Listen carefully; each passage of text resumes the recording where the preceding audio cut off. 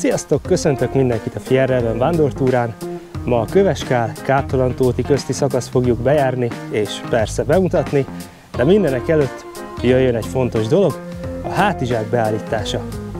Minden többnapos túrán az egyik legnehezebb feladatunk, legalábbis reggel, a sokszor 10-15 vagy akár 20 kilós hátizsák hátunkra vétele.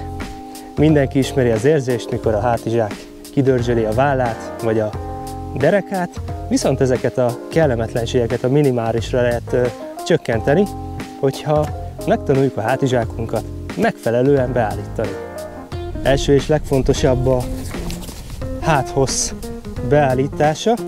Ez azért nagyon fontos, hogy a hátizsáknak az alsó párnázott része pontosan a keresztcsontunkra kerüljön, ugyanis így tudjuk leginkább tehermentesíteni a vállainkat. Másik fontos dolog, hogy a vállhevederek mellett a derékhevedereket is használjuk, hiszen ezek is pontosan azt a célt szolgálják, hogy a hátizsák minél kevésbé terhelje a vállunkat, és minél kevésbé húzzon minket hátra, és biztosabb léptekkel haladhassunk. A legtöbb hátizsákon a vállhevedereket lehet állítani föl és le, illetve néhány modellen akár még oldalirányba is lehet őket állítani, így akinek szűkebb válla van, az is könnyen magára szapatja a hátizsákját. Miután ezzel meg vagyunk és felvettük a hátizsákot, további beállításokra van lehetőségünk. Első és legfontosabb, hogy a derékheveder megfelelő pozícióban legyen, tehát a medence csontunkat ölelje körbe, és elől jól húzzuk meg, persze csak addig, ameddig kényelmes, hiszen a súly nagy részét itt fogja átadni nekünk a hátizsákunk. A vállheveder az mindenképpen ölelje körbe a vállunkat, tehát ne csak itt elől vagy felül terhelje azt. Ezt is természetesen tudjuk állítani, hát akkor járunk el helyesen, hogyha a hátizsák minél közelebb van a hátunkhoz. Egy másik beállítási opció ez a felső heveder, amellyel szintén közelebb tudjuk húzni a hátizsákot. A mellkas hevedert nem mindenki szereti, nem mindenki használja, ízlés dolga, ki kell tapasztalni, hogy nekünk hogy kényelmes. Hogyha mindezzel meg vagyunk, jól áll rajtunk a hátizsák, és készen állunk a napi távra, indulhatunk is.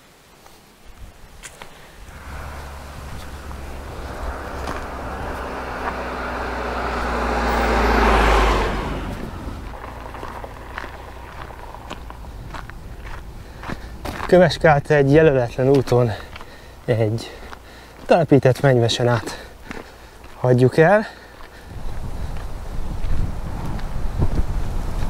Egy meglehetősen kemény túrának ígérkezik a mai, hisz a terep igencsak változatos és kihívásokkal teli lesz, de egyúttal szép is, hiszen felkapaszkodunk a hegyesd csúcsára, ahonnan 360 fokos panoráma tárulhat elénk, majd pedig a Csobáncon is tiszteletünket tesszük, ahonnan ugyebár szintén páratlan panoráma tárulhat elénk. A túra első szakaszán újra felkapaszkodunk a Fekete-hegyre, de csak az oldalába. Ott érjük el a Mária útjelzést, és az első látnivalónk a Töttös-Káli templomrom lesz.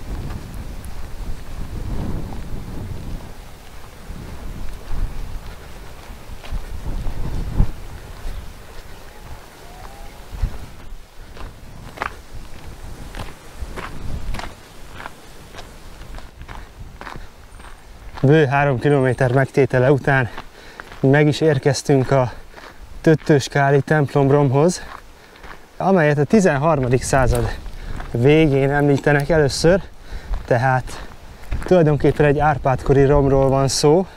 1531-ben a falut és a templomot is lerombolta a török, de az később újra települt, és a templomot is újjáépítették, és egészen a 19. századig használatban is volt.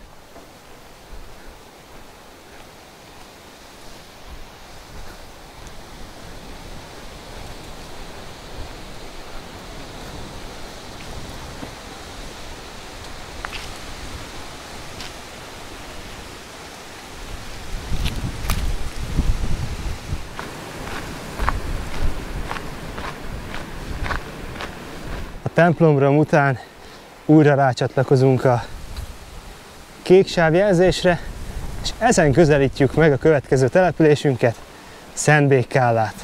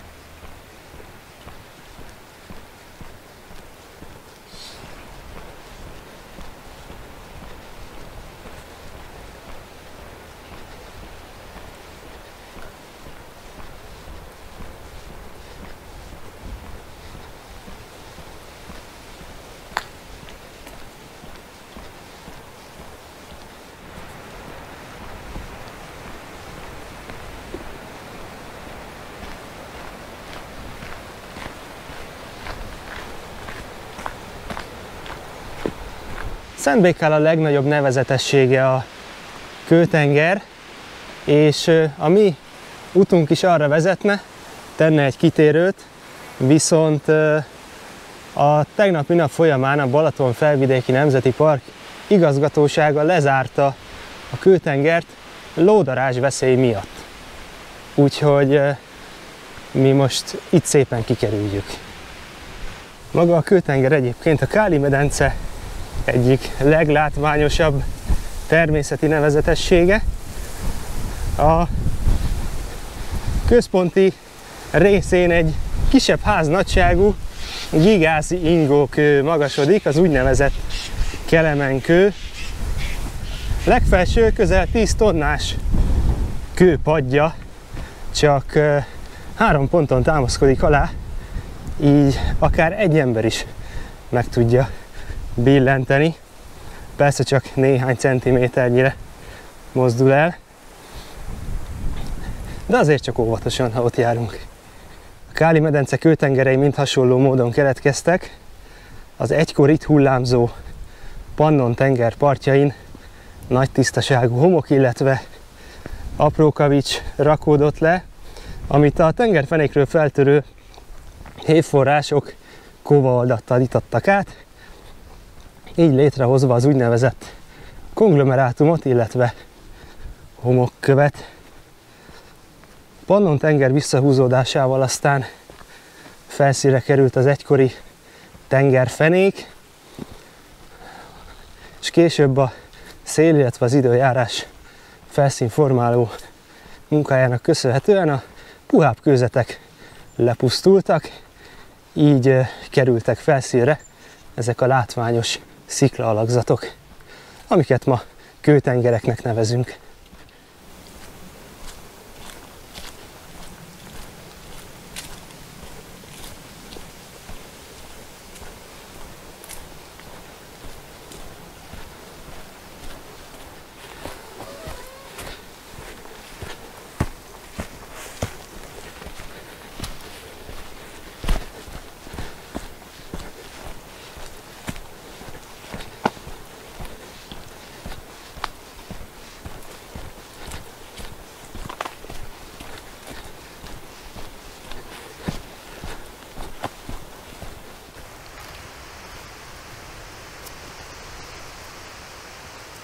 A kék sávjelzésen, majd pedig egy jelöletlen úton folytatjuk utunkat észak felé. A tőlünk jobbra látható Sátorma hegy, illetve a másik oldalon lévő Láztető közti nyeregben vagyunk tulajdonképpen. Ha itt átbuktunk, akkor leérünk az Eger-vízpatak völgyébe. Utána pedig következik Hegyesd meghódítása.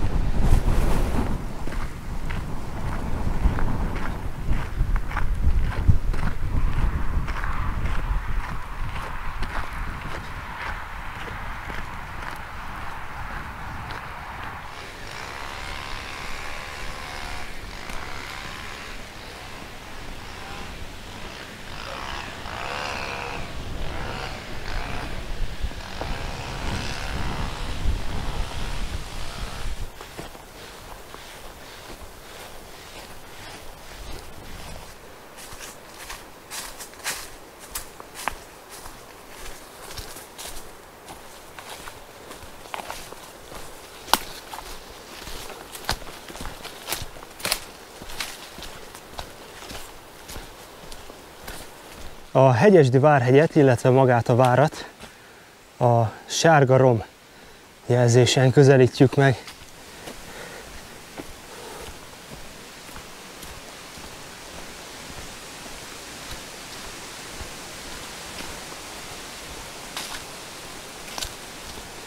Ez egyébként egyben egy tanösvény is.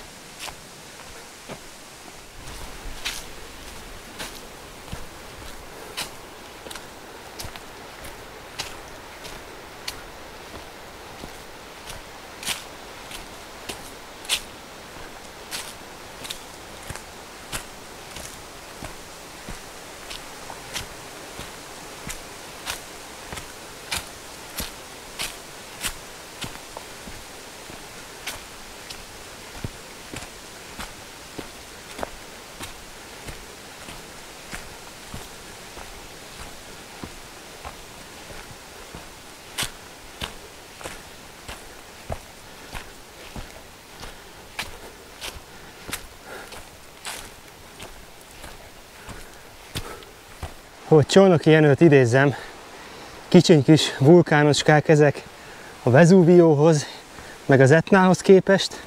A mi szerény kis balatoni vulkánjaink nem ilyen zord fenségűek, hanem annál kedvesebbek, bájosabbak. Ezek közül is talán a legkedvesebb és legbájosabb a 281 méter magas Hegyesd, amelynek mindössze pár négyzetméternyi csúcsán egy várrom is található, ahonnan a környék egyik legszebb 360 fokos panorámája tárul elénk. Persze előtte még ezt a szintén bájos lépcsősort le kell küzdeni.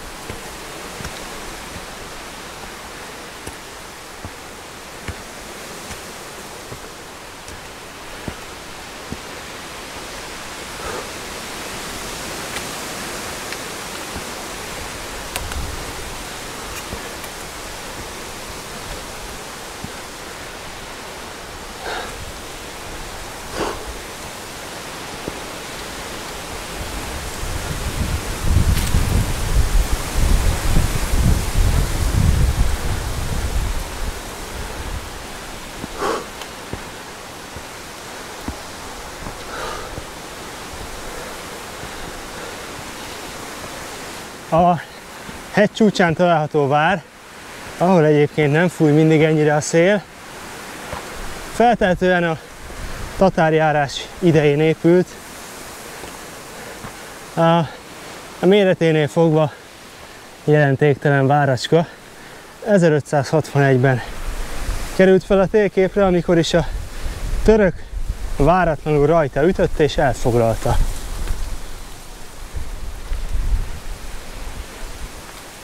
A várat csak ezen a meglehetősen meredek és technikás, sziklás ösvényen lehet megközelíteni, viszont ha egyszer felértünk, akkor a elégtáruló kilátás minden nehézségért kárpótol minket.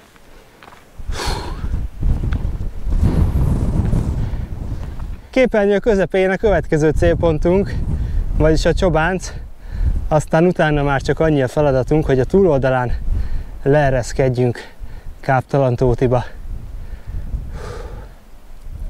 Tovább haladva a horizonton, távolban Szigligeti várhegy, Szentgyörgy-hegy, Keszthelyi hegység, középen Tapolca,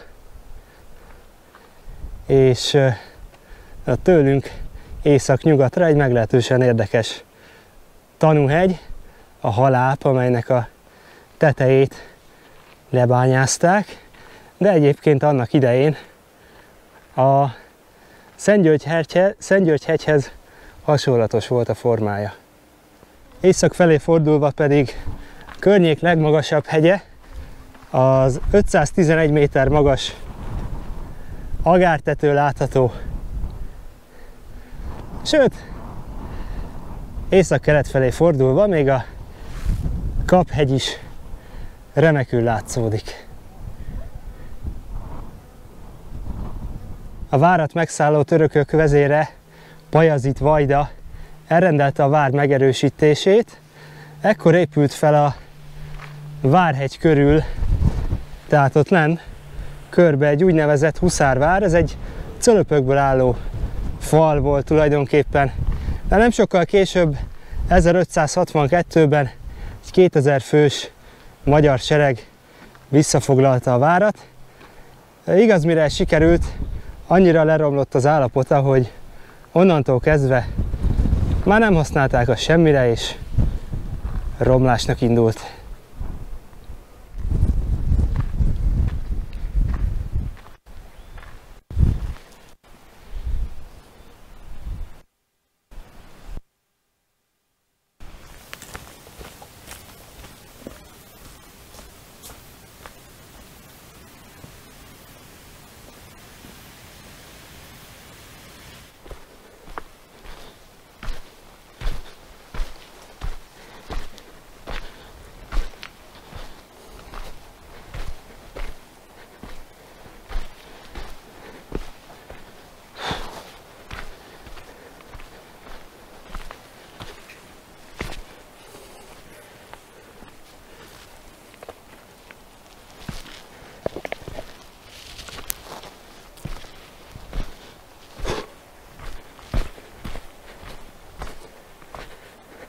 A Várhegyet dél felé hagyjuk el, de a Várhegy déli oldalán az északihoz kísértetiesen hasonló lépcsősor vezet.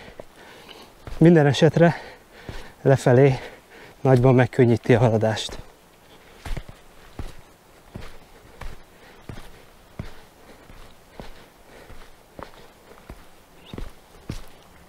Amíg a vár létezett, természetesen egy szerpentinút vezetett fel a csúcsig. Hát ennek nyomai ma már nem igazán láthatók sehol.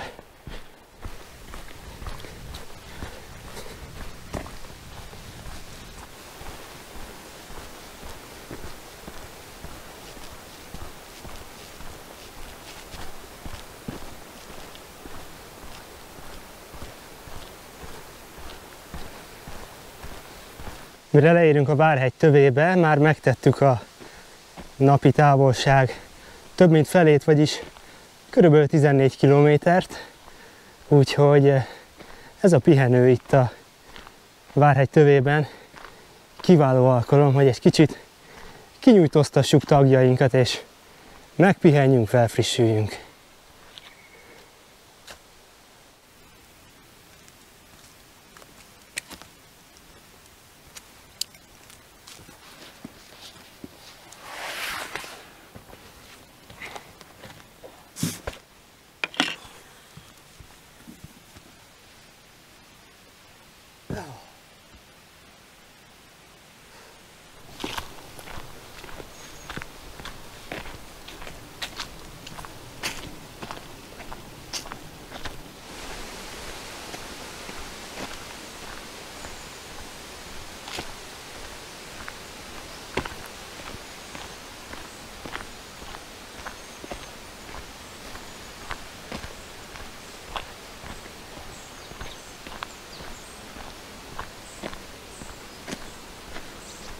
Ez egy elég tisztességes korú tölgyerdő lehet, így ránézésre.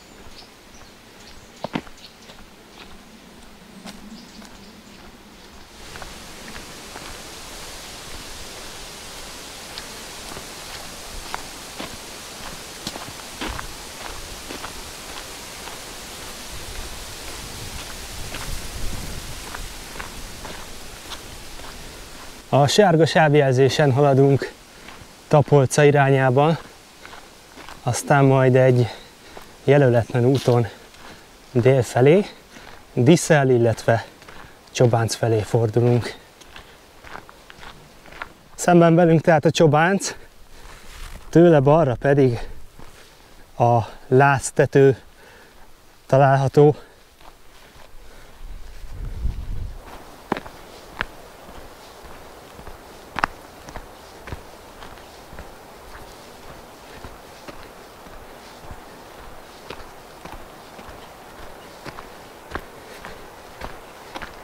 Itt fordul jobbra a sárga sávjelzés, vagyis egyenesen Tapolca felé, de mi ugye nem arra megyünk, hanem tovább egyenesen. A sárga négyzet jelzésen közelítjük meg Diszel települést, amely hát tulajdonképpen mondhatjuk, hogy viszonylag távol helyezkedik el Tapolcától, néhány kilométerre, mégis annak amolyan kertvárosaként tekinthető.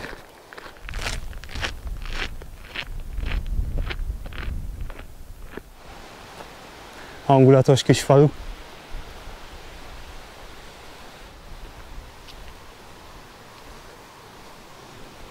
Na hát ez valami malom lehetett annak idején. Nagyon úgy fest. Első magyar látványtár.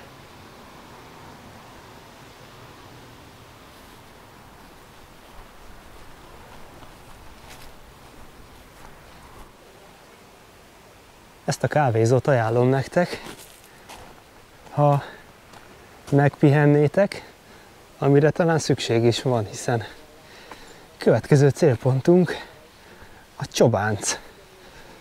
És annak a megmászása nem kis feladat.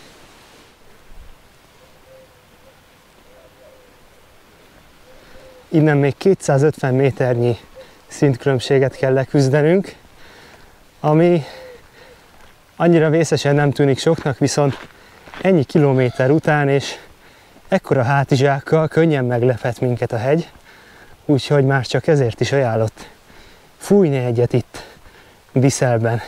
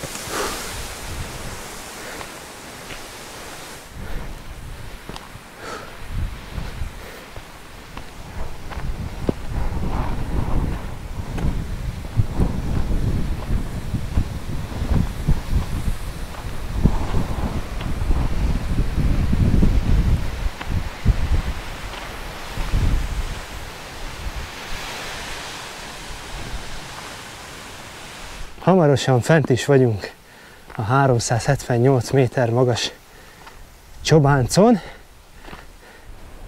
A hegy tetején álló vár valószínűleg már az 1270-es években létezett. Egyik leghíresebb kapitánya Gyulafy László, aki híresen rossz viszonyt ápolt a szomszédos Szigliget, illetve Fonyód várának kapitányával, Magyar Bálinttal. Egy alkalommal Gyulafy meg is ostromolta Szigliget várát. Később aztán, hogy feltűnt a török, lett egy közös ellenség, és ahogy Hegyesd váránál már említettem, Pajazit vajda foglalta el Hegyesd várát, akit aztán később Gyulafy, aki kiváló bajvívó hírében állt, egy párbajban megölt.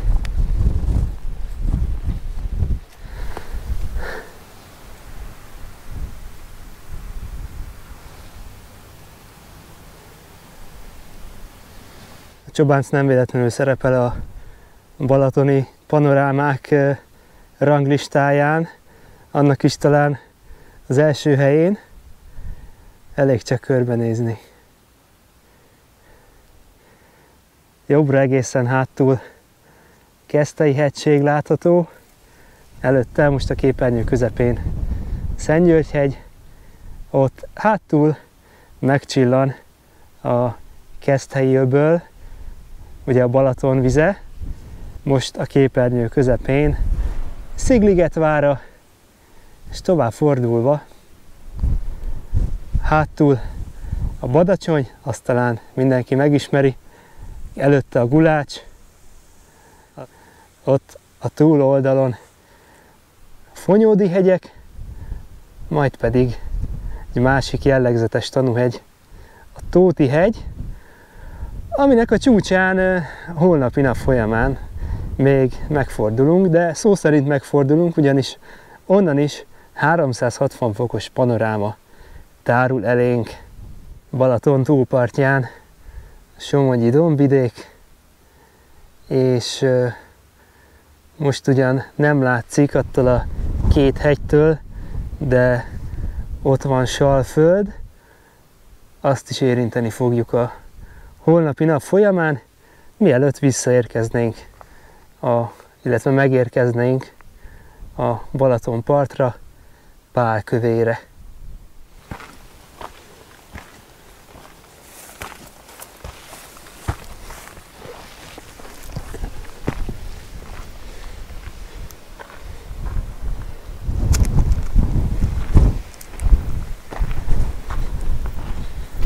Csobánc várának legfényesebb napja 1707. február 25-én jött el, mikor az azt ostromló 1000 fős császári sereget a várat védő mindössze 30 hajdú, illetve pár fegyveres nemes visszaverte, sőt nem csak hogy visszaverte, mintegy 400 fős veszteséget okoztak a császáriaknak. Sajnos aztán néhány évre rá a császári műszaki alakulatok csak-csak felrobbantották a várat, onnan kezdődik a romlása.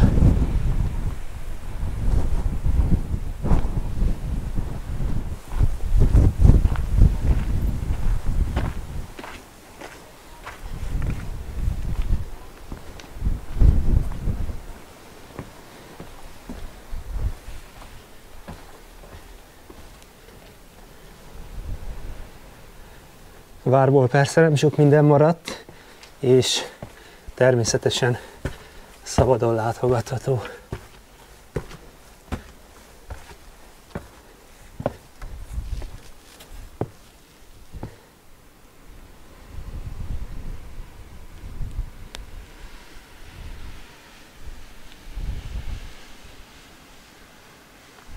Útközben azért az észak felé elénk táruló panorámát is érdemes szemügyre venni.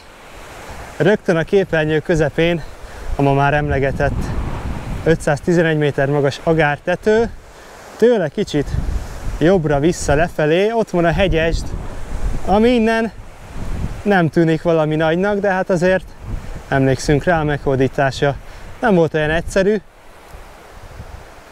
Jobbra tovább, ott leghátul a Kaphegy, 599 méterével, illetve itt előttünk a Hajagosi bazaltbánya, illetve a Láztető, mögötte pedig a Sátormahegy, sőt, ha még tovább fordulunk, de lesz ennél jobb rálátás is, a Hegyestű is kivehető. Ha ellenkező irányba, tehát nyugat-észak-nyugat felé tekintünk, akkor láthatjuk Sümeg várát, sőt, tiszta időben még a Kőszegi hegység is tisztán kivehető. Most velünk szemben a Haláp, tőle jobbra az a csúcsos, az a Cseked-hegy, valamint leghátul még a Somló is látszik. Az is ugyebár egy bazalttanú hegy. Csobáncvára a mainál persze jóval nagyobb területet foglalt el itt a, mondhatjuk, hogy fennsíkon, úgyhogy idébb-odébb találhatunk is még falmaradványokat a bozótban.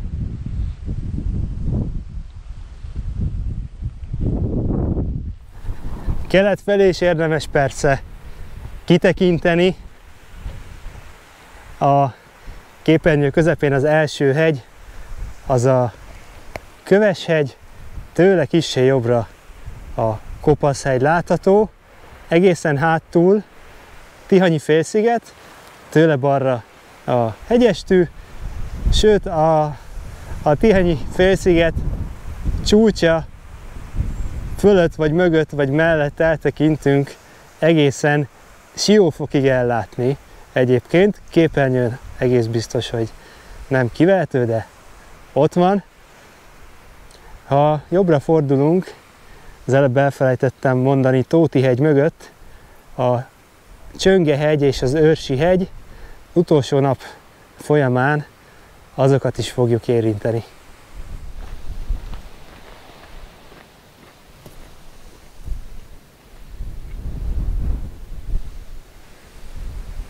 Ha az egész vándortúrát nézzük, akkor a 3 legnehezebb, legtechnikásabb lejtmenet az utolsó 3 napra jut. Ezek ugyebár tegnap a Fekete-hegyről való ereszkedés, aztán most ez a Csobánc keleti oldalában, illetve holnap a Tóti-hegyre fel, illetve levezető út. Mindhárom esetben legyünk nagyon óvatosak, lépjünk kicsiket, rogyasszunk be, alacsonyan legyen a súlypont, ne siessünk.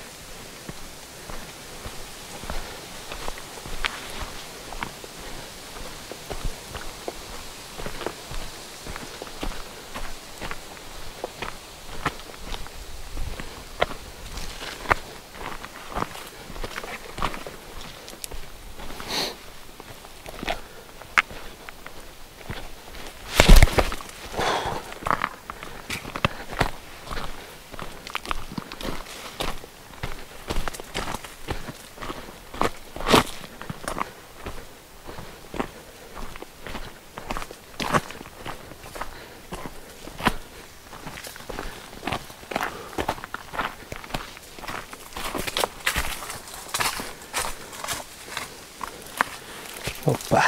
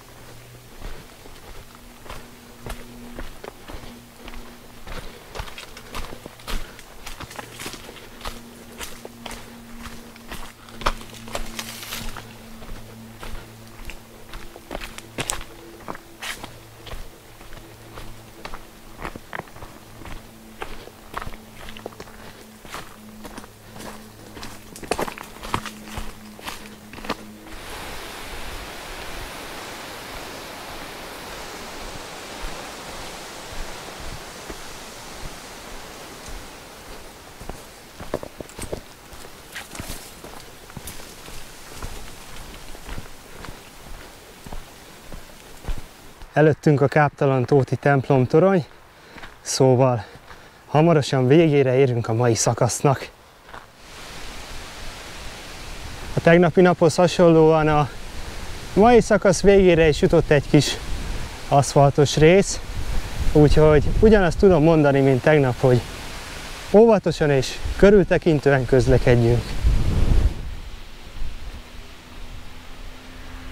Aki a mai 24,5 kilométert és 500 méternyi szintkülönbséget leküzdötte, az bizony büszke lehet magára, hiszen az egész vándortúra egyik, hanem a legnehezebb szakaszáról van szó. Úgyhogy mindenki megérdemli a finom vacsorát, az esti jó hangulatot, és a többit, ami ezzel jár.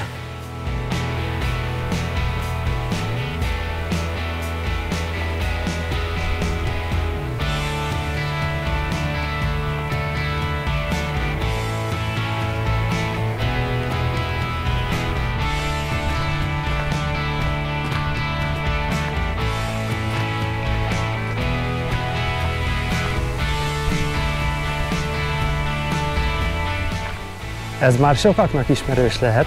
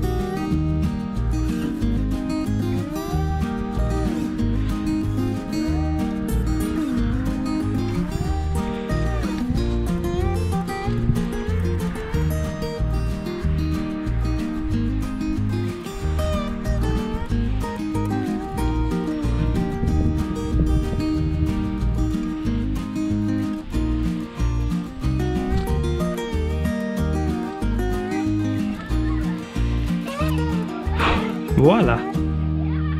Hogyan töltsünk el egy kényelmes éjszakát a sátrunkban?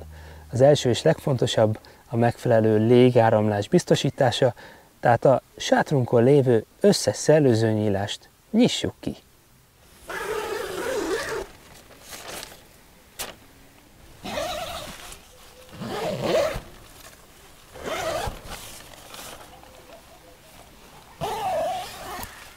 Ez azért nagyon fontos, mivel az általunk termelt hő és pára, legfőképpen pára, a sátrunk külső rétegén, annak is a belső felületén fog kicsapódni, és hogyha nem megfelelő a légáramlás, és esetleg nagyon hideg van, akkor akár még rá is fagyhat.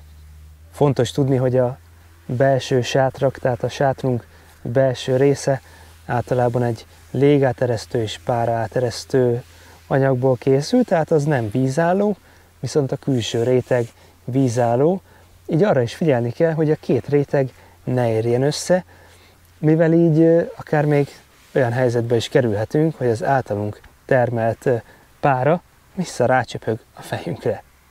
Egy másik fontos tényező a megfelelő alváshoz a jól kiválasztott hálózsák. Mivel ez egy nyári túra, nem kell túl vastag hálózsákokban gondolkodnunk, a komfort fokozata olyan 10-15 fok körül legyen, az már bőven megfelelő. Másik nagyon fontos tudnivaló hálózsákokkal kapcsolatban, hogy semmiképpen se öltözzünk fel, mielőtt lefekszünk, maximum egy vékony réteg, egy aláöltözet legyen rajtunk, ennél több semmiképp. Ez volt a Fjerreben vándortúra Köveskál, Káptalan-Tóti közti szakasza, remélem mindenki kellemesen elfáradt, találkozunk a következő epizódban, sziasztok!